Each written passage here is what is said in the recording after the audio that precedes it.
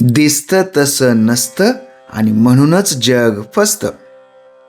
शंभूराजे त्यांच्या बुधभूषणमधील अन्योक्ती कलशहातील पहिल्या अध्यायातील श्लोक क्रमांक 140 मध्ये हेच आपल्याला समजून सांगत आहेत.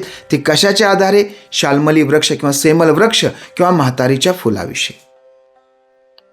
काय म्हणतात महाराज या श्लोकामध्ये? पाहूया.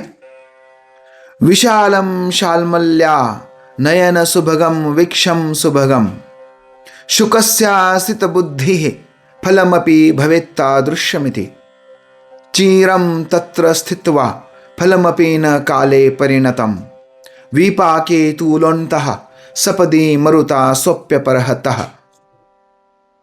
थोडंसं अवघड वाटतं. विशालम प्रचंड मोठ्या असणाऱ्या शाल्मली वृक्षाच्या नयन सुभगम वीक्षम सुभगम, आणि ह्या शाल्मली वृक्षाला जे फुलं आलेली आहेत ना, हे फुलं अतिशय सुंदर आहेत. नयन सुभगम, अगदी नयन मनोहर, अगदी डोळ्याला सुखद आश्चर्याचा धक्का देणारे, अतिशय मन प्रसन्न करणारे असे नयन सुलभ कुसुम फुलं त्याच्यावर फुललेले आहेत. आणि हे फुलं पाहून काय होतं? शुकस्य सित बुद्धिः. शुक म्हणजे पोपट. पोपटाची बुद्धी थोडी कमी आहे असं महाराज म्हणतात. आणि ह्या शुकाच्या छोट्या बुद्धीनं, अल्पबुद्धीनं हा पोपट विचार करतो, आहा हा हा, काय सुंदर फूल आहे, काय प्रचंड मोठं झाड आहे, एवढं मोठं झाड, एवढं सुंदर फूल. आणि जर एवढं सुंदर झाड असेल, एवढं सुंदर फूल असेल, तर फलमपि भवत्तादृश्यमिति. एवढ्या मोठ्या झाडाला एवढं सुंदर फूल आणि एवढ्या सुंदर फुलाचं फळ कसं असेल? आहा हा, फळ तर कितीतरी सुंदर असेल. भवेत्तादृश्यमिति, अगदी अतिशय सुंदर, सर्वांना चकित करणारे एवढं सुंदर काय असणार आहे?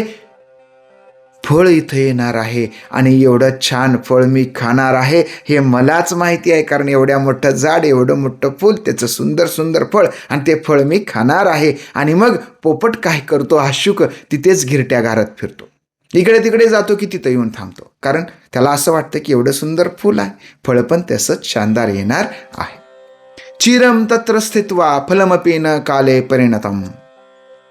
परंतु त्याला हे माहिती नाही की हा त्या झाडाचा स्थायी भाव आहे, की याला काही फारसं सुंदर फळ लागत नाही, फार आकर्षक फळ लागत नाही. हे फळ काळानुरूप कशा पद्धतीनं लागतं? बरेच दिवस ते फूल राहतं आणि मग हळूहळू हळू त्या त्या फुलाचं रूपांतर फळात होतं. कसला फळ लागतं त्याला?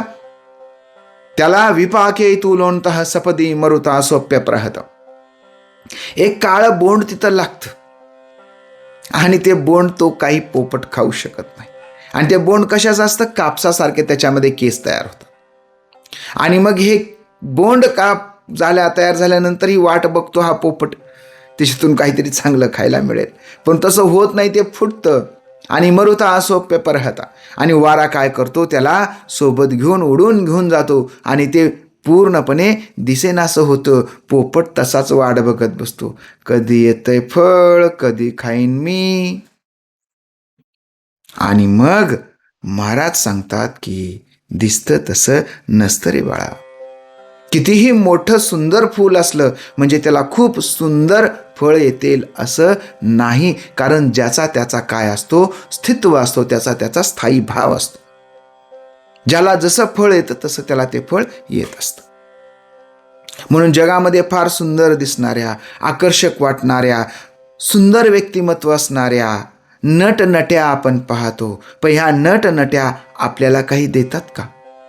आपलं फक्त काय करतात? मनोरंजन करतात, कारण तोच त्यांचा व्यवसाय असतो.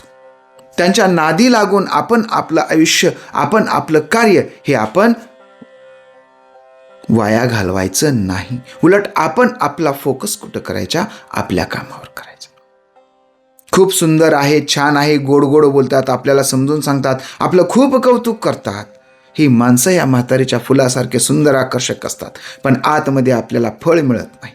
या उलट जे माणसं कटू बोलतात, तोंडावर स्पष्ट बोलतात, कदाचित त्यांच्यातूनच आपला फायदा होऊ शकतो, कारण या कटू वचनातच काय असतं? आपलं हित लपलेलं असतं. मराठीमध्ये आपल्या म्हण आहे, निंदकाचे घर असावे शेजारी. निंदक आपल्या चुका करतो ना आपल्यामध्ये सुधारणा होतो. जो आपलं कौतुक करतो तो आपलं हित करत नाही. तो फक्त आपलं कौतुकच करतो आणि आपल्या नजरेत चांगला व्यक्ती बनण्याचा प्रयत्न करतो. म्हणून या म्हातारीच्या फुलासारखी आकर्षक माणसं आपल्या आसपास असतात. ती माणसं आपण ओळखली पाहिजेत, जोखली पाहिजेत आणि अशा माणसांपासून आपण सावध राहिलं पाहिजे. त्यांचाही दुस्वास करायचा नाही, तर सावध राहायचं आणि आपले जे काम आहे ते काम आपण करत राहायचं. दिखावे पे मत जाओ, अपनी अकल लगाओ. या श्लोकासोबत या ठिकाणी थांबूया. भेटूया पुढच्या श्लोकासह पुन्हा एका नवीन एपिसोडमध्ये. तोपर्यंत शंभूराजेंचा उपक्रम जास्तीत जास्त लोकांपर्यंत पोचवा. लाईक, फॉलो, शेअर करा. जय शंभूराजे. जय शहाजी, जय जिजाऊ, जय शिवराय, जय शंभूराजे.